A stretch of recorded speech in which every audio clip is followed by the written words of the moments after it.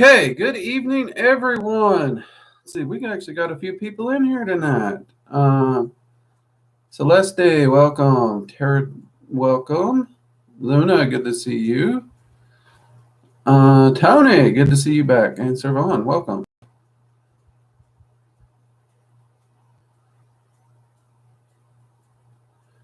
Let's see what we got here. Got a lot of people in here today. I was wondering if we'd have too many people in here or not, with it being the 4th. As you can see, we went ahead and stuck the fireworks back up. Oh, let's see what we got here.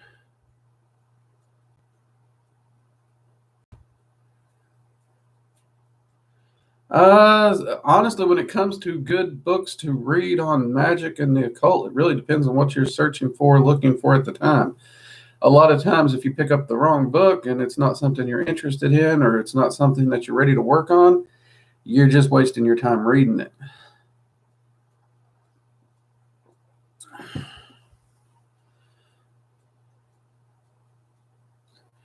Yeah, I'm kind of with Saran on there. It's kind of a depends on what's needed.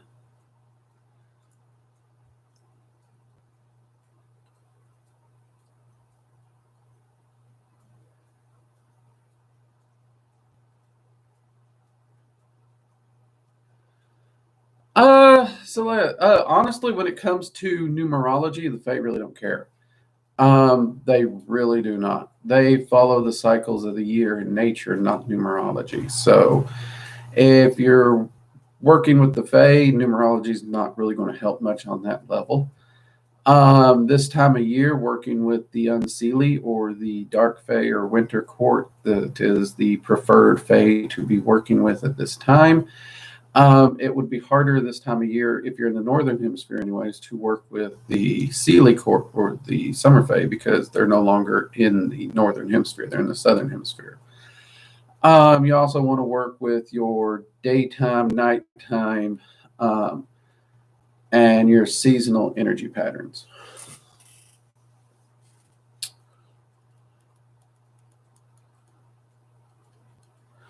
Thank you, Tony, and happy 4th of July.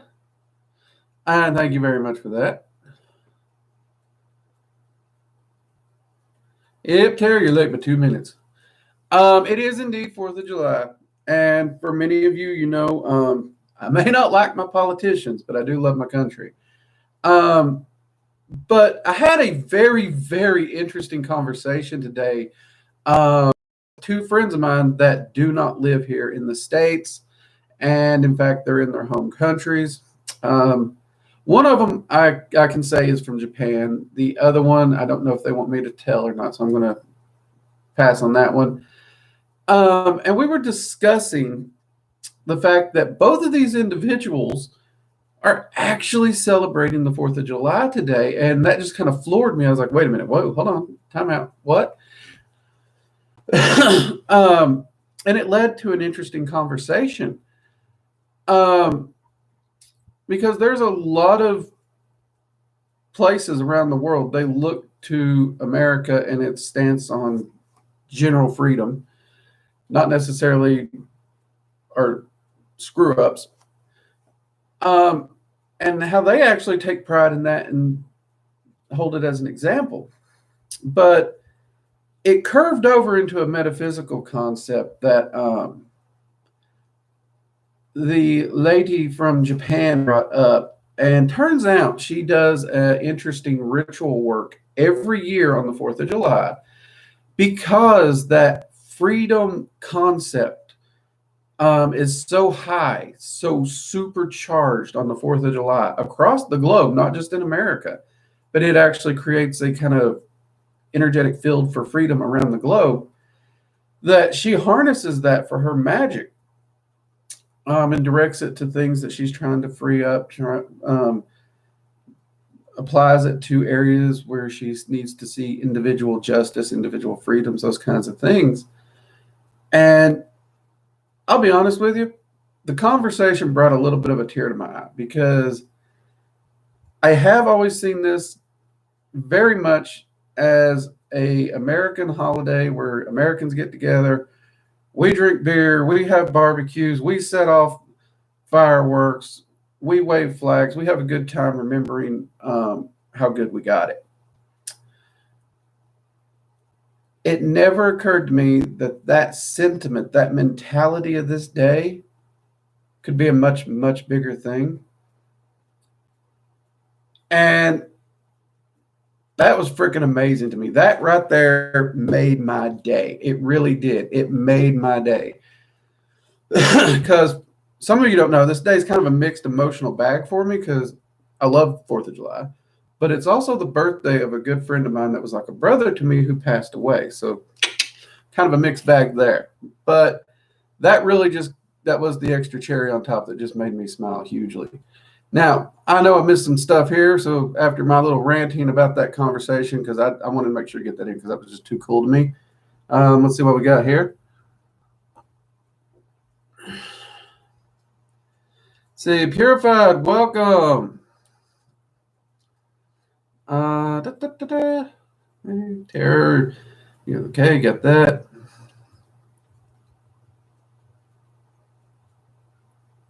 You're in the northern hemisphere, Celeste. Florida's in the northern hemisphere. So currently the winter court is in your area. Just so you know, northern hemisphere, southern hemisphere, it's the equator on the globe. Above the equator, that's northern hemisphere. Below it is southern hemisphere. Florida's not that far south.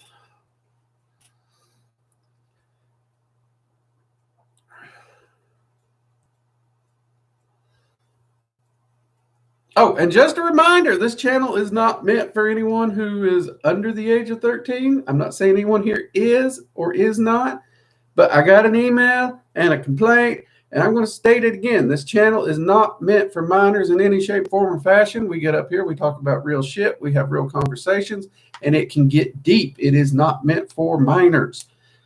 So if you are a minor, be aware you're here at your own risk. This is not for you.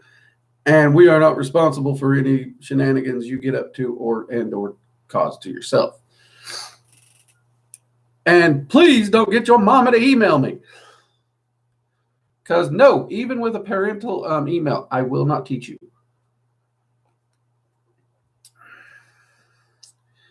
Okay, now with that, mugs up, because we got to have some coffee, right? Peachy, glad you could make it.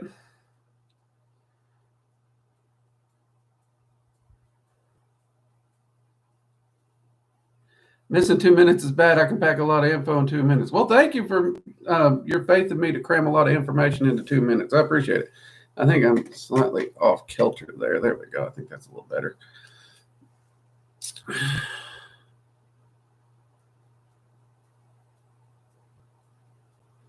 When it comes to Fae history and Fae culture as a study, you need to look at the myths of different cultures.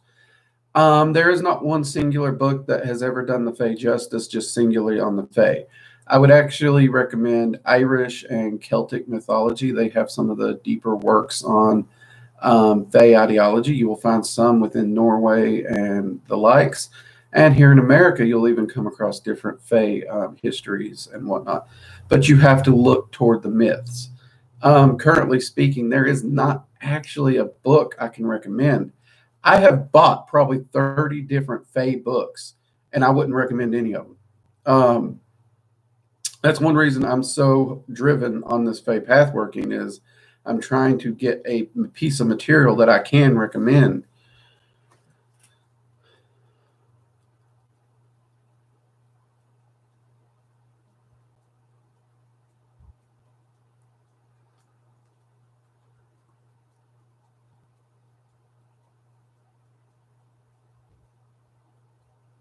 There you go, Bernardo's a Roman candle on a staff. There you go.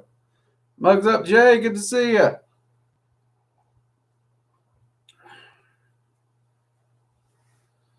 Origin, welcome.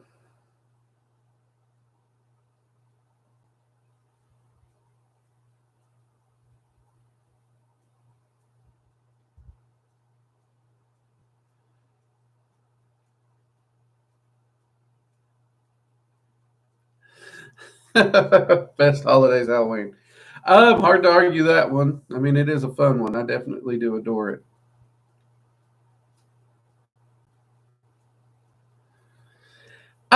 It's Tony, yeah, 13 does sound very low. In fact, I would actually say by and large, like if you go to workingdragonmystic.com, the school, it says 18 and over.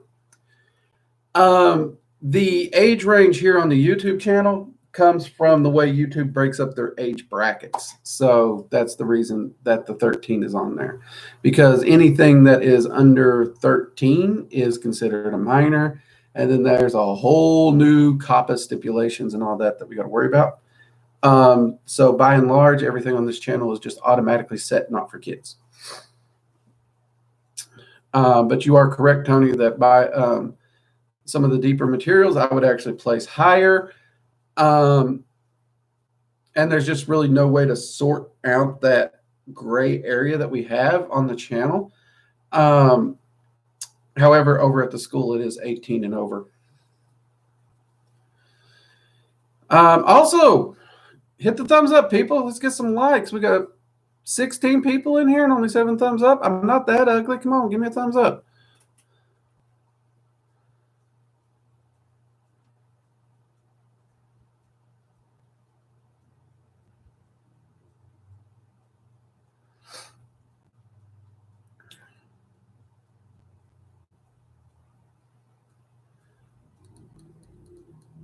Well, Tara, that's also one of the reasons we do try to play within that 17-year-old line, and there's certain topics we don't discuss. And one of the reasons why we do have the Discord, where it has a specific area where we can ask more questions. There has been discussion of doing a 18 and over live stream where we can talk into some of those questions or whatnot, or whether we just need to leave them into the Discord and the 18 plus area Discord. Right now, leaving them in the Discord seems to be working the best. So we'll just see how that continues to go forward here.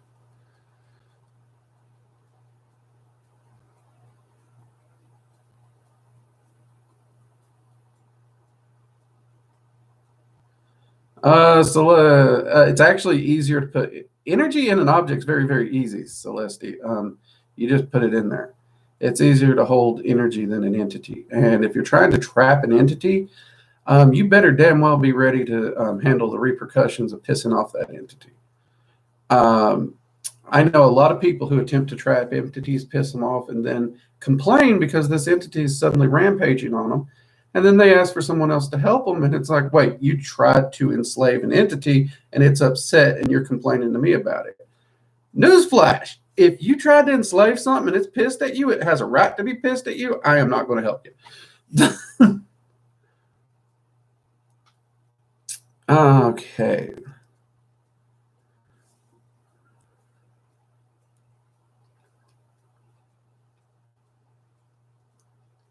Hey, Cal, good to see you. Authenticator, welcome.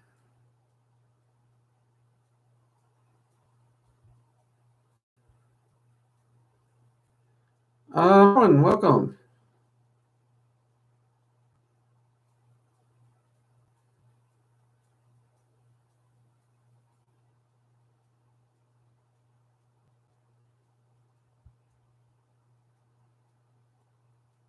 Growing pains are things that make you go, Yep, growing pains. Aren't they fun? They really are. So I hope everyone has had a wonderful weekend. I know here at the home of Working Dragon Mystic, I've gotten a chance to hang out with some of my friends, one of which is a retired Navy SEAL, a good guy. Love to spend time with him, especially around this time of year.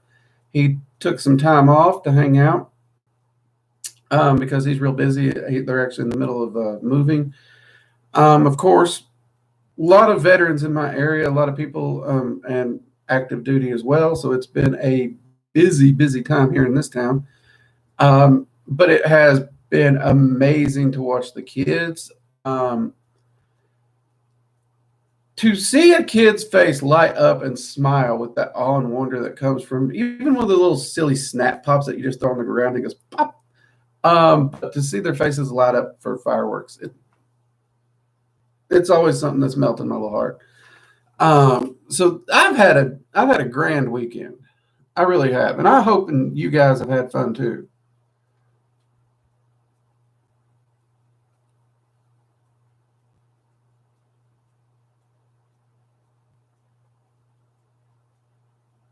See, Tony asks, I was wondering if it's the main purpose of guardian dragons to be assigned for humans, and if so, how many guardian dragons approximately are there? I would assume not too many people do dragon magic. Actually, yeah, that is their job, literally. There's as to a number of guardian dragons, that's a little harder to get nailed down, Tony. Because essentially, here's what happens. When they're small, dragons essentially begin an educational process where they're learning and understanding their abilities. They learn about magic, and they will continue this education for 500 years, our time. And you can imagine learning 20 plus hours a day for 500 years with no days off, how good and how smart you're going to get.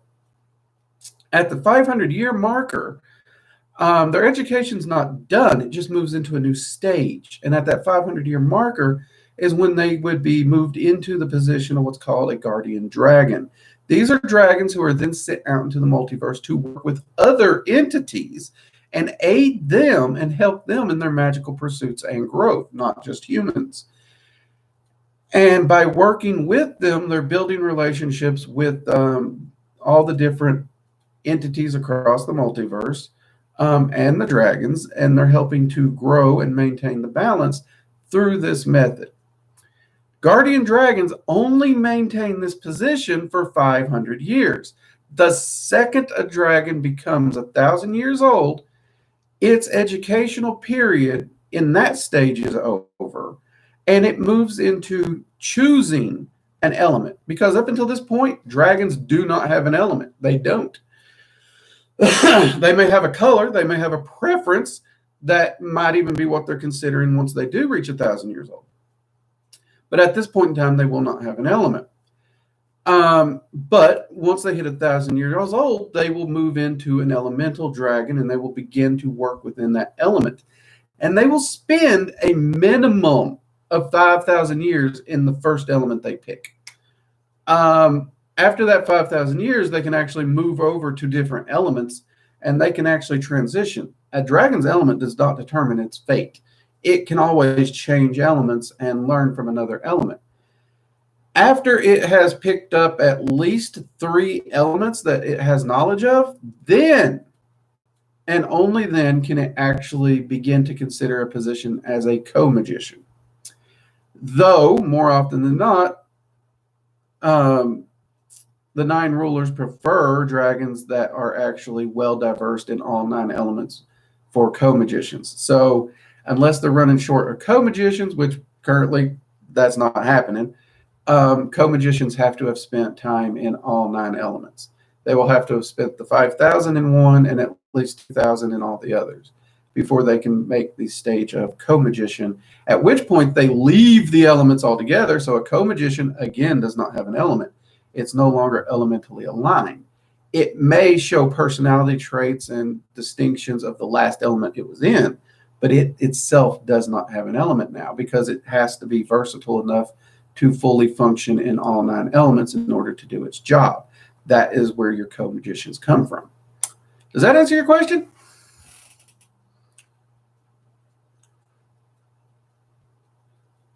And yes, being a kid is freaking magical.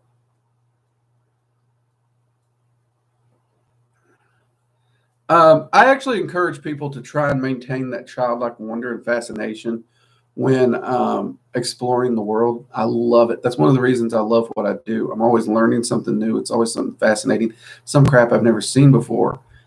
Um, and I really think that is what makes life worth living, worth getting up in the morning. Let's see here.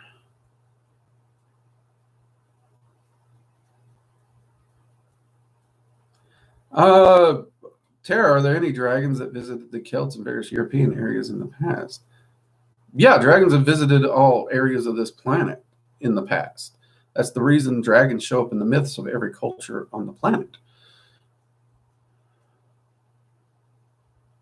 Vindicator, are you still working on the Fae working course? Yep, I am. I'm doing the first run through actually with the Winter Court right now. It's been a butt whooping. I'm hoping to have enough notes to begin filming the winter version of the path working once I finish it, but I won't know until I get through if I have enough to actually do the course. I may have to run through it twice myself first, but I am actually running through it and working with the Lords and Ladies of Winter right now, as well as Mab. Mab has actually been playing a very active role in this particular path working. So there are some people that may find that a bit terrifying, but I have personally found it fascinating. So I am taking very, very detailed notes right now, Authenticator, on it, but I am learning a lot, and I am absolutely loving it.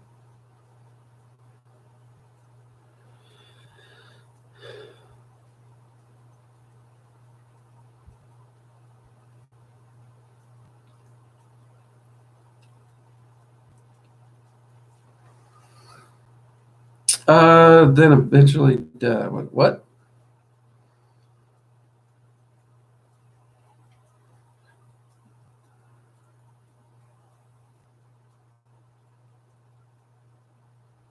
Tara, does that mean co-magicians are pretty old since they needed enough time? Yeah, co-magicians are not young dragons. There's a lot of co-magicians who will present themselves in a younger manner, but they are not young. A lot of these specialty dragons are not as old as a co-magician. It's actually kind of fascinating when you realize that.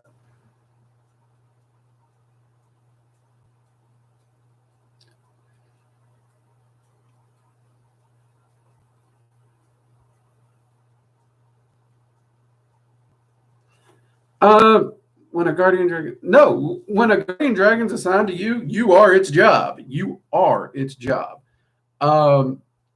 Its entirety and focus is on you.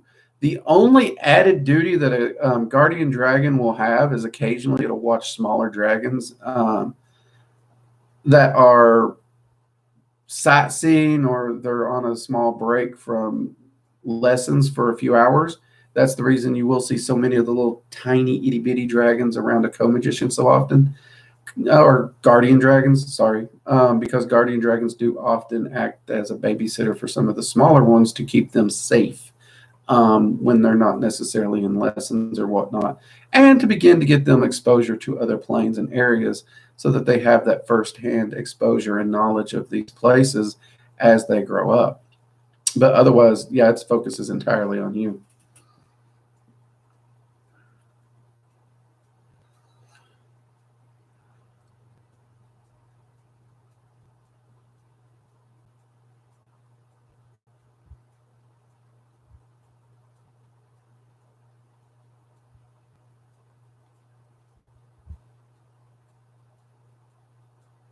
I don't see why it'd be a bad thing to remember something. I mean, people remember things all the time. It's not a unique or special thing. It happens to practically everyone I know. I've never found anyone who hasn't remembered things from other times or places.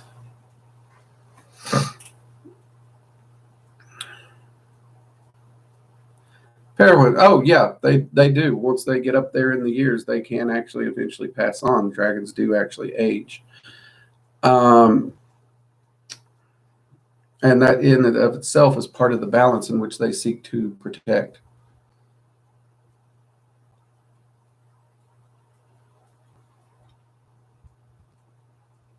Yeah, round about it. I think that's about right. Yeah, because you've got the first 1,000 years before it can become a co-magician. That's 6. Add 1,000 for the first, or 5,000 for the first element. That automatically puts you up. Yeah, that puts you at 6. Then 2,000 for each element thereafter. So yeah, I'd get up there pretty high, pretty quick too. At the minimum,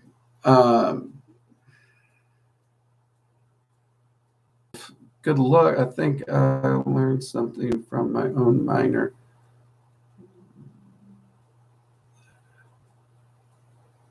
With Mab, she still scares me, but to work with her even more now, honestly. After all these years of knowing Mab and the conversations we've had, even though I've not worked directly with her, it's been a weird relationship me and her's had. She still scares me, dude. And honestly, anyone who's not afraid of Mab is a dummy. Because this is an entity that, honestly, she can kill you outright just by thinking it. And she's not someone that's bound by a lot of moral codes that we humans think of. She's pretty much a free agent. Yeah. And she has no problem doing it. Death is actually part of the Winter Court. That's what they're all about.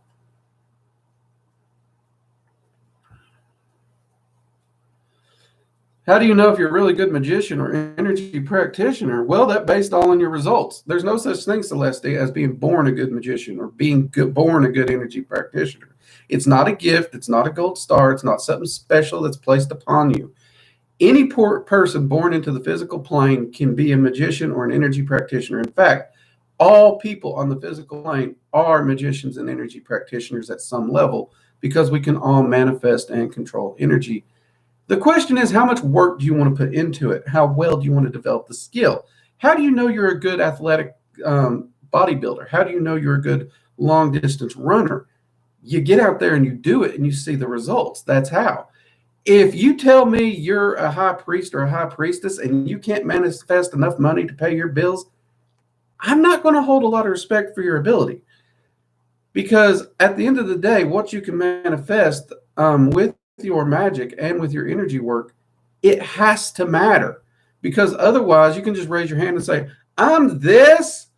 And do you want a doctor operating on you and doing surgery? He just comes in off the street crawling out of a cardboard box. I'm a surgeon. Never even went to school, much less medical school. No, you want to know a guy who's actually done the time, got the experience. That's who you want. And experience, results, and tangible manifestations, those are actually the measure of a good magician.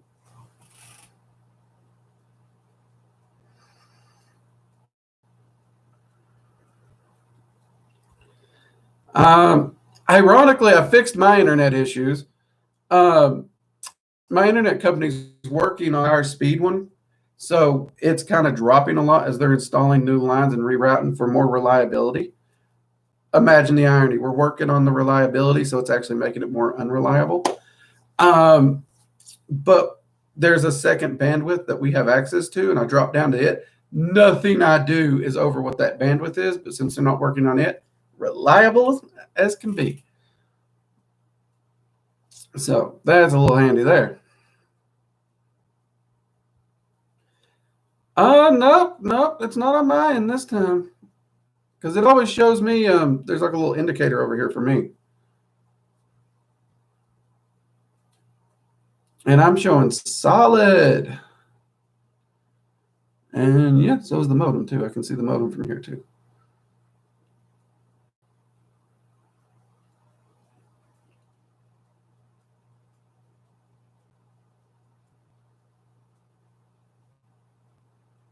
Can dragons and humans live together if they choose? Um, so do you mean like could a human actually build a home in the draconic realms? Possibly, but it would be a very, very hard life. Most humans who first ascend, they're not capable of it. Um, you're just not able to survive in that realm. The realm itself will try to destroy you. There's things in there that endanger dragons. So for a human just ascended to build a house there, that's basically suicide. Um, but it is theoretically possible in time.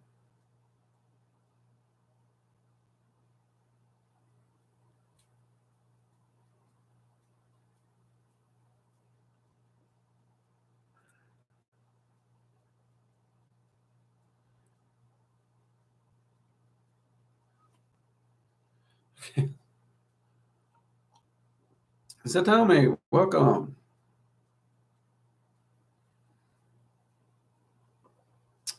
So tell me, actually, if you go to the earlier episodes of Magickal Coffee Hour when Linda was still hosting it, we had an entire episode that goes in depth with familiars. I think it was actually like episode 1 or 2 or 3. So check that out for a better answer. But the short form of the answer, Satomi, is actually both. There are more than one type of specific familiars. The bulk of them are actually spirit world based. Um, you do also have physical familiars, but they're not the exact same as a spiritual familiar. And because of that, it causes a lot of drama in the community because you got people who dig their heels in. This is a familiar. This is a familiar. You're wrong. You're wrong. You're wrong. Wah, wah, wah. Um, and it amazes me how much whining and bitching people will do over that topic. But definitely go check that out because it's one of the first things for Magickal Coffee Hour that Linda asked about when she was still able to come on here and grill me with questions. So definitely go check out that episode, Satomi, because we go in depth with that.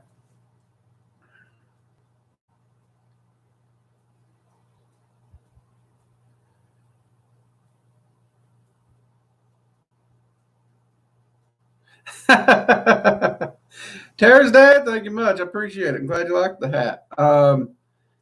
It is it's an Australian jackaroo. I don't know the style. Why would you not put the style on the band of the hat? But it's also steer hide, so you should be able to find it from Jackaroo.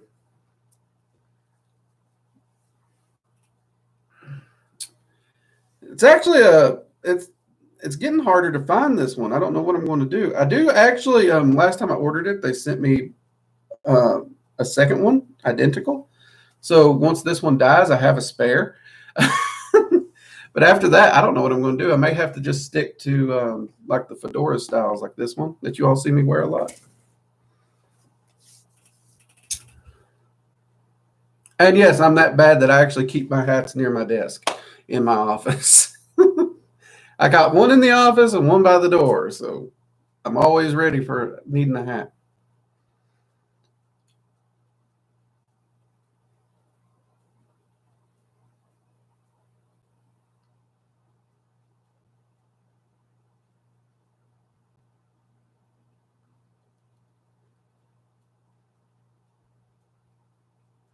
Let's see, how long would you say it takes someone to train their arcane senses to the point that you can see your dragon around you without going into trance? Or so. Honestly, Tony, that's a little different for everyone. Um, because it doesn't actually take that long. In general, all variables being equal, it would be roughly a month, roughly. Now, you notice I say all variables being equal because one of the biggest things people run into is doubt. Um, they will doubt their own experiences and they won't open themselves up enough to be able to do it, and that can slow them down greatly. I have one student who's been practicing dragon magic now for 4 years. Every one of her arcane senses is wide open, but she does not see her dragon unless she is in a trance or doing journey work, just because she cannot drop the doubt of seeing things move in her house. It's just one of those things.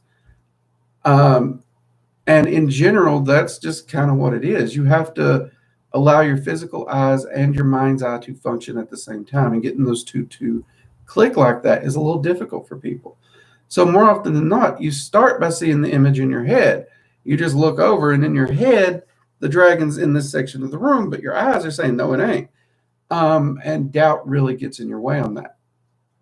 So, there is no average or general for that because of all the different variables that people can put on themselves. And then you have people who jump at every little thing, whether it be a leaf shooting across the yard or a shadow in the corner. If you're afraid of seeing things in your house, you're going to have a much harder time seeing your dragon because you're already starting from a place of fear.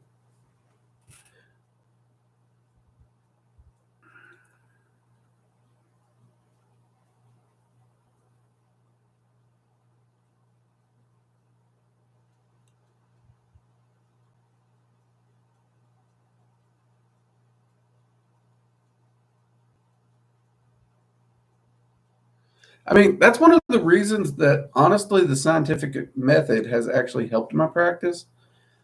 Because one of the first things I learned in science is you don't have a preconceived perception. There's nothing to doubt, there's nothing to believe in, and there's nothing to doubt.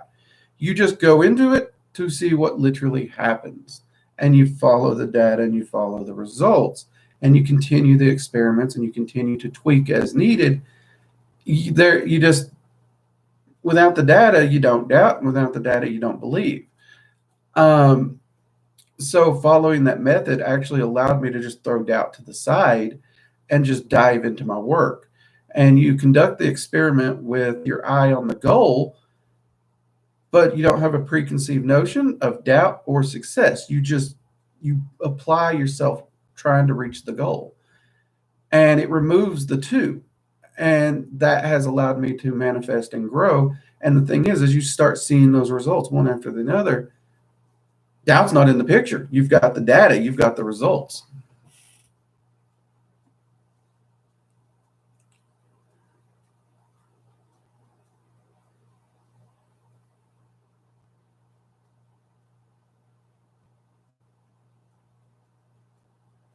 Tony, I think you'd do well. I've noticed the questions you've asked on here, your curiosity, your drive to improve. I actually think you would do pretty well in Dragon Magic. And you are working to build your discipline and your practice. I actually think if you were to get into Dragon Magic now, I don't think your guardian would be disappointed in you. I think they would actually help you to reach your goals potentially quicker even.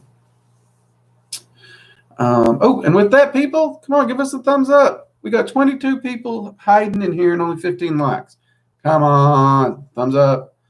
It helps the algorithm. YouTube shows the video to more people. We find more seekers, more people learn, more people gain mastery of themselves and their life. And that's a great thing.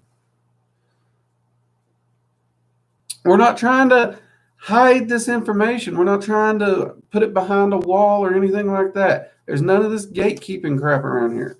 We are trying to share it. So give us the likes.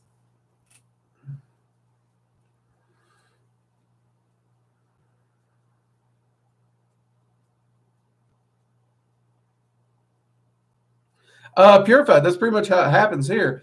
With my practice and my wife's practice, this place is like Grand Central Station. And my wife will even see the entities I work with that she doesn't. And that's exactly what she does. She says hello to them because she's polite. She's Southern. I married a Southern woman. We have manners. So, yeah, it pretty much, that's it. Occasionally, if she doesn't know it, she'll tell it to behave and mind its business. And as long as it behaves, it's welcome. She's even showed them where the kitchen is a time or two, told them to help themselves to something to eat. It's pretty cool.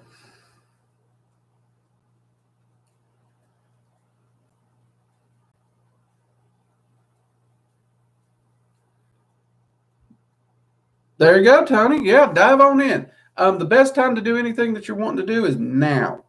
It really is. Just dive in and get stuff going. It's amazing how well that will work.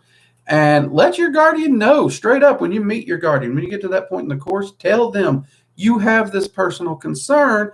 You don't want to disappoint them. You want to work hard, but this is a concern you have. They will take notice of that. They will admire that, and they will help you.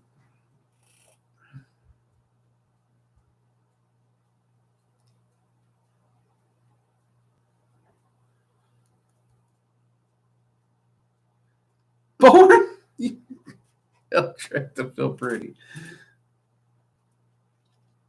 Luna not hiding, just painting. That's cool. I love to see your artwork. I love when you post it in the Discord server, Luna.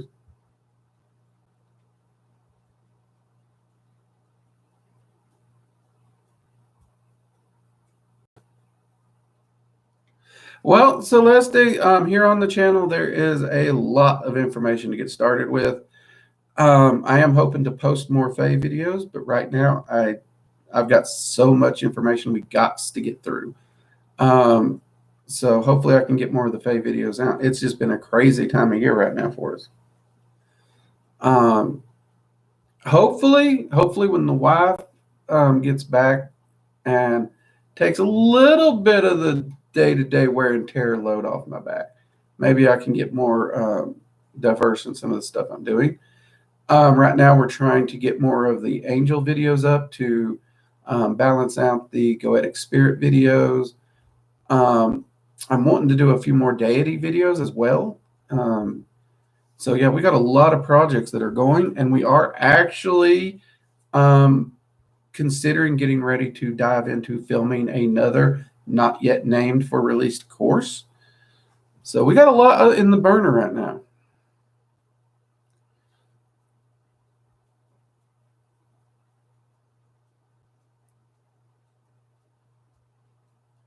Tony, you can get there. You can get there. Just let go and let it happen. You got to let go of that doubt and the fear. The fear and the doubt are the two big ones. A lot of people don't want to turn around and just see something in their house. But the fact is, when your arcane senses are open, you can see anything that comes in your house. So for somebody like me, who a lot of my path is helping those who've passed on and speak with the deceased, answer questions, and work with spirits of the dead, or entities of any kind. It's not uncommon for me to wake up in the middle of the night, be going to get a glass of water, and there be a guy with half his head blown off. That can be unsettling for people, but that's part and parcel of the work I do. Now, that not everyone who opens their arcane senses are going to see that kind of crap, thankfully. But you do have to be prepared that the entities that you do attract to you are going to be there. And that can be quite startling for a lot of people and unnerving, but it's something you get used to.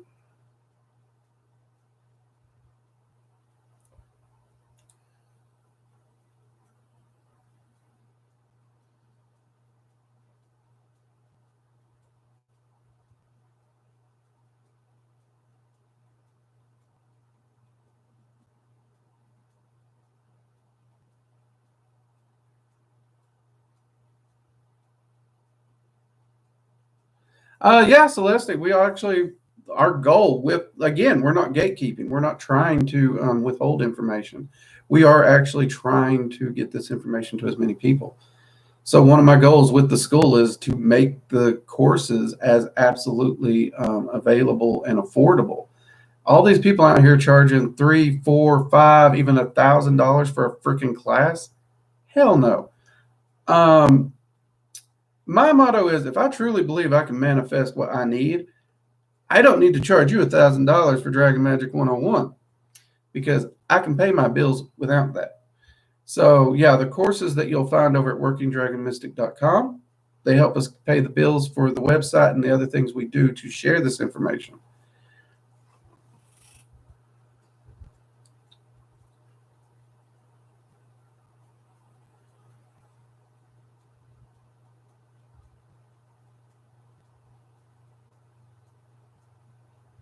Well, thank you. Mugs up to you, Sir Vaughn. I appreciate the compliment, man. Hold on, we got to give you a second mugs up because my mug's empty, and that can't be done. You can't do a mugs up with an empty mug, can you? No, you cannot. Mugs up, Sir Vaughn.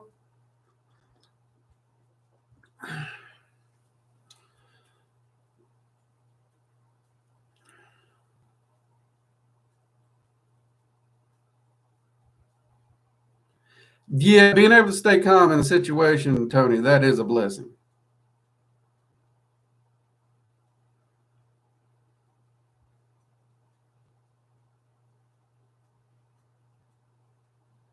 The meditation course, is that Joanne? Um, would definitely help. That meditation course, we released it first for a reason. The lessons and the path workings in the meditation course can drastically strengthen the foundation of your magical practice without a doubt. I've got magicians that's been practicing 15, 20 years that's taken it, and they've came out of it with a better understanding of meditation according to them.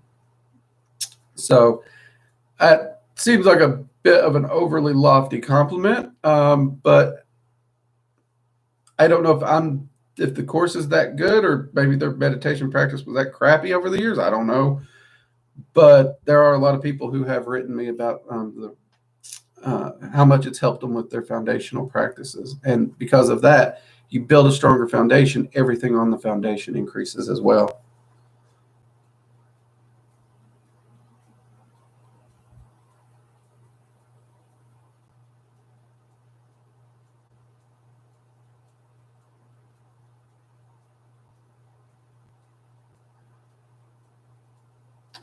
Yeah, yeah. I actually have a coffee pot right here.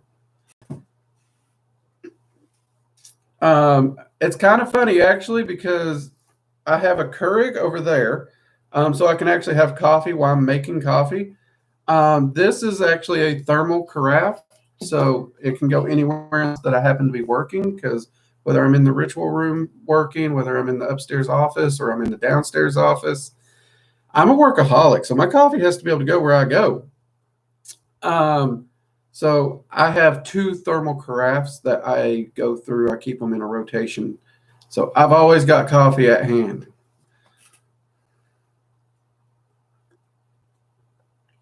I run on frustration, spite, and magic and coffee. Mostly coffee. My blood type at this point is dark roast.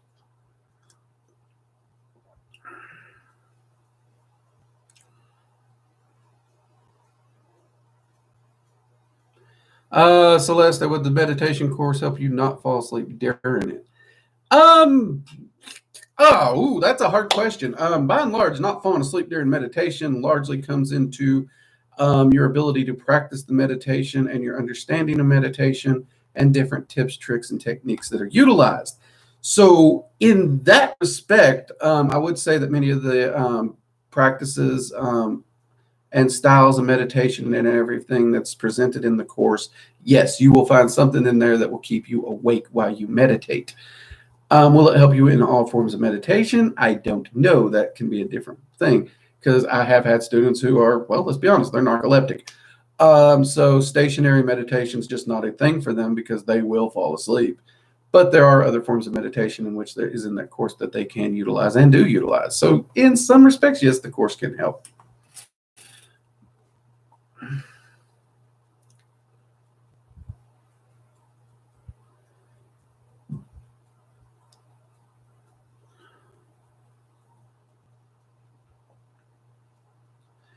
See, purified. I've been seeing him more and more. Oh, yes.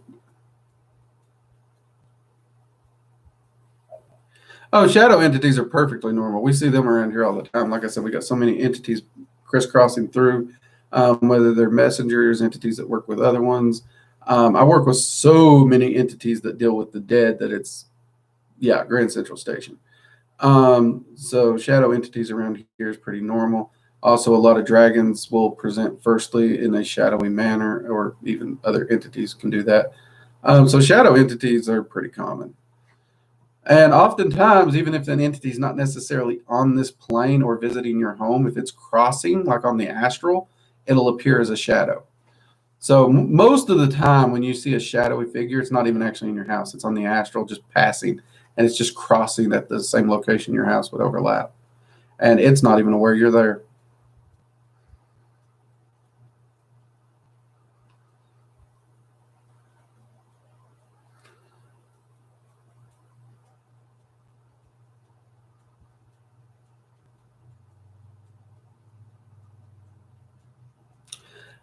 By and large, I've not seen actually any proof of those claims, Random. I have not.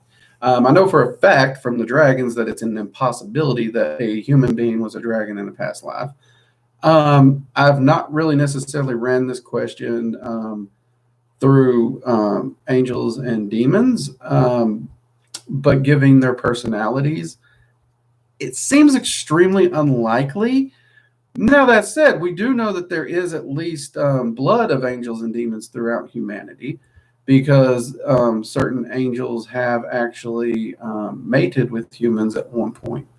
We actually have myths and legends about that. Azazel's being is one of the angels who has actually done this. He's one of the Watcher's angels.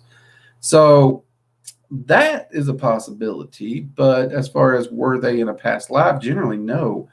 It I'd have to look more deeper into that, but right now that just doesn't seem to track because most of those entities wouldn't give up what they have in order to come to the physical plane.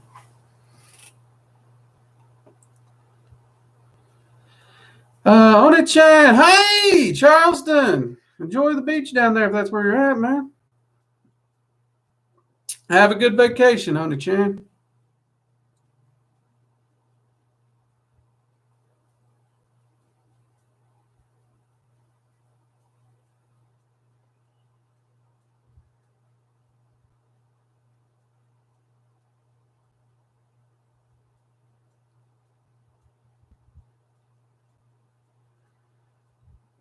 Oh yeah, Lilith is one of the ones that she loves to play with shadows. So yeah, I mean that would make sense. But you can't start thinking every shadow's Lilith either. So that's one of the tricky parts with that is I try to stay away from telling you that a shadow is this entity because when it comes to name an entity that can't present as a shadow, the answer is none. Even angels, these so-called beings of light, can present as a shadow. Um, which angels and demons are the exact same beings, so that would make sense. But yeah.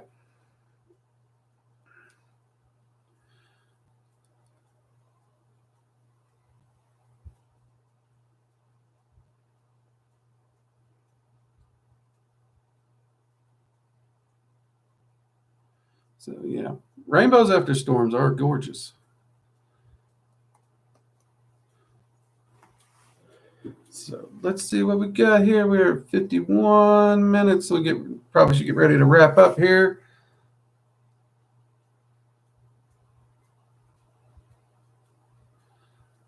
It depends, because actually, Sevron, that's not an incorrect statement. It's just an incomplete statement because shadow people or shadow folk or whatever you call them, they can be manifested in thousands of different ways. And everyone who just sees a shadowy silhouette, they want to say, oh, that's a shadow person. There's a lot of different criteria to determine. And honestly, 90% of them are just entities passing by on the astral. And they have no interest, no claim, no intentions. They don't even give a rat's ass about the physical plane. We just happen to see them. Kind of like somebody walking down the road. They're not in your house in any shape, form, or fashion, but you see them walk by your window, even with the shades closed. You can see their silhouette just pass by the blinds. Kind of the same thing. Now, that's not to say some within that 10% are not anchored entities. That's actually true. Some of them are. Some of them are entities that are partially manifesting, but 90% of them are just your arcane senses picking up on something at random. And this modern ideal of freaking everyone out about hauntings and ghosts because, oh, that's all shadow figure out of the corner of my eyes. Honestly, it's annoying. I mean, heaven's sakes. Someone sent, I think it's Peachy. Peachy, I think you sent this to me. Somebody sent me a picture of a dog that they put in the bathroom, and the dog had figured out how to open the door. Every dog I've owned that's not a Chihuahua sized animal, which by the way, that's not a dog, but my mom owned smaller dogs. But all the dogs I've owned, boxers, golden retrievers, black labs, and the like, all of them figured out how to open doors. All of them. If you put them in a room and you did not secure the door, they would open the door and they'd lean against it and open it, and they'd peek their cute little head out like, anybody there? Because they know they're not supposed to get out. So they're going to peek out to see if you're there and going to catch them. Now, if they see you, they're going to jump back, which when a dog jumps back is going to push against the door, and that can easily shut the door. TikTok and their infinite wisdom on witch talk, which by the way, that's an oxymoron. They are not smart on witch talk. They showed a dog doing this. They showed a dog opening the door, just like I've seen 1,000 dogs do in the past. And when the girl screamed at the dog and scared the bejesus out of that dog, it jumped. It closed the door. You can even watch the freaking video. The momentum of the dog jumping closes the door. And they're trying to convince people this is a fucking skinwalker. That's not a skinwalker. That's a freaking dog. It's just a dog.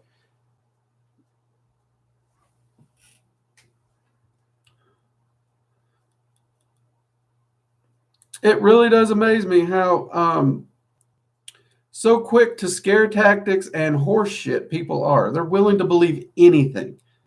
Anything. And I almost feel sorry for them. If your life sucks so bad that you'll believe any lie someone spews at you, Get a hobby. Seriously. They sell wood carving kits at the Walmart or the Michaels or any of these craft stores.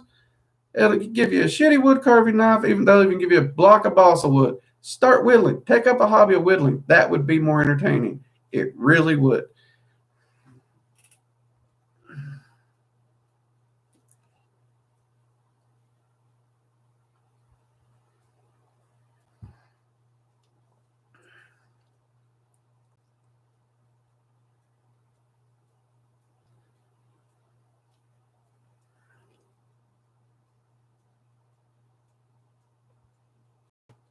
Yep. See, Tony, you know what I'm talking about. You've seen it too. They also jump on the door handles. Yes, that's another way they do it.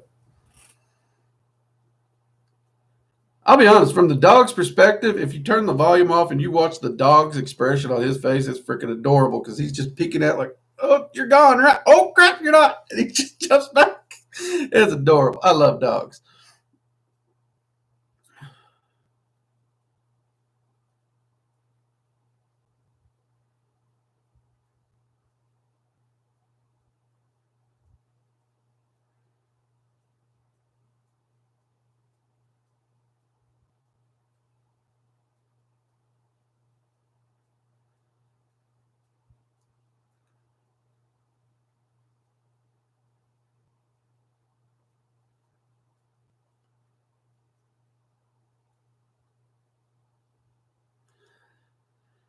Celeste, if you mean physically manifest, like tangible, like us, like generally no.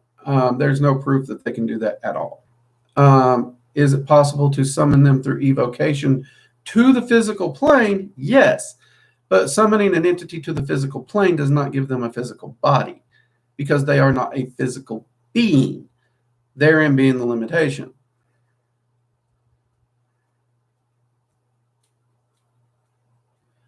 Yes, cats do it all the time. My God, my wife had two cats for years. One of them, Sassy.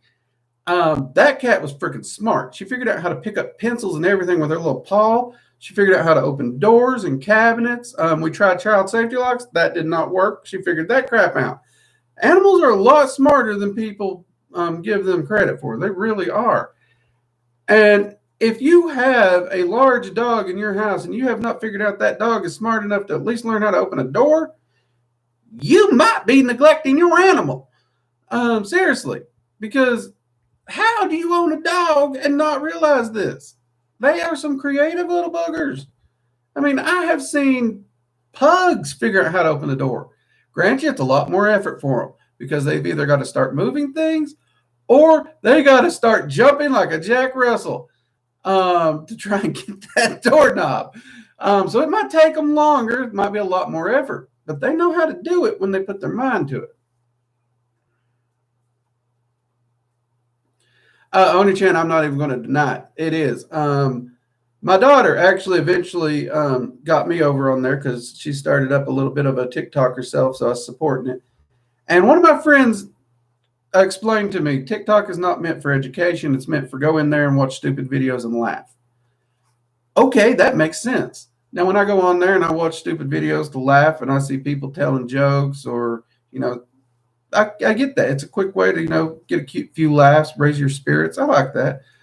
So me and my wife will do that. But as far as when it comes to do I recommend it as an educational platform or the like, no, I don't. I really don't. Um,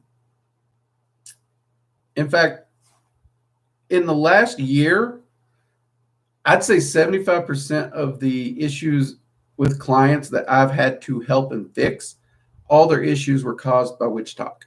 Every one of them. And that percentage is way too high. Way too high.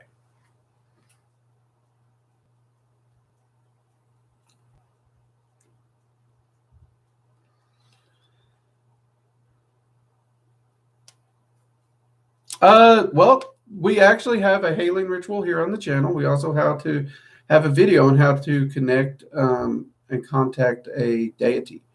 Both of the videos are on here. In fact, in the contacting or summon deity video, I believe it's Freya that we actually reach out to in that video, Celeste. So that should actually be perfect for helping you out there.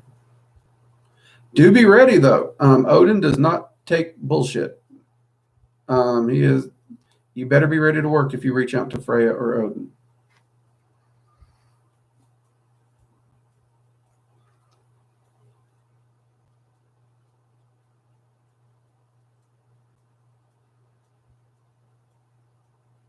Anyways, all right, we're gonna have to get ready to wrap up here. It's our hour's over.